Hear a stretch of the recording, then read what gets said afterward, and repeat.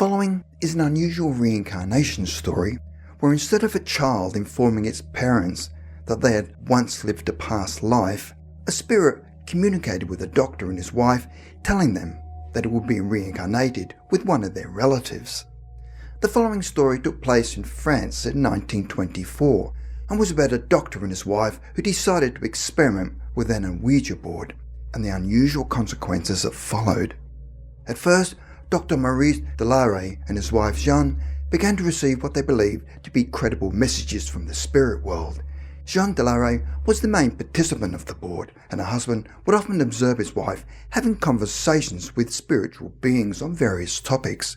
She appeared to be using the Ouija board as a type of medium, where spirit beings would take over her hands and communicate with her. One day when Jeanne was operating the board, the name Felix Fresnel was spelled out. Dr. Delarrey looked at the name and said he had never met anyone in his life with that name.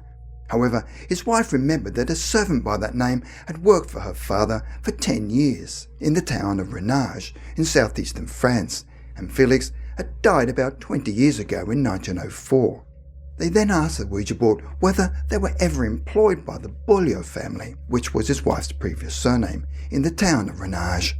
The board said yes, they were employed by a family of that name.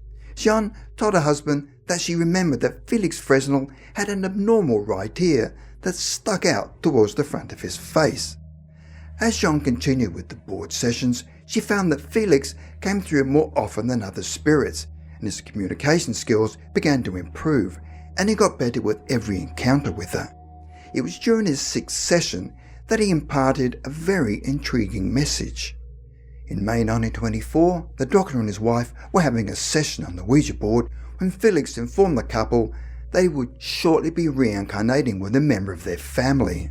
The Delarreys had quite a large family who was spread throughout the world, so in order to find out which family member he would become a part of, he needed to be much more specific. Felix Fresnel told them that the family he would shortly become a part of presently resided in Les Perrons in southern France. It just so happened that the Delarreys did have some relatives living in Les Perrons with the surname Albrecht, and was this the family that he was referring to? Felix then spelled out yes, and was even able to spell out their first names, their exact ages, and that they also had 2 daughters. He was correct on all accounts. They then asked Felix whether they could tell him the exact date he would be born, and he replied, the morning of September the 24th, 1924. After all that Felix had told them, the Delarreys were still a bit skeptical and said to Felix, how can we believe that the baby would actually be you? You might be guessing. Felix replied that you will know it's me because Jeanne will observe that I'll have an unusual ear.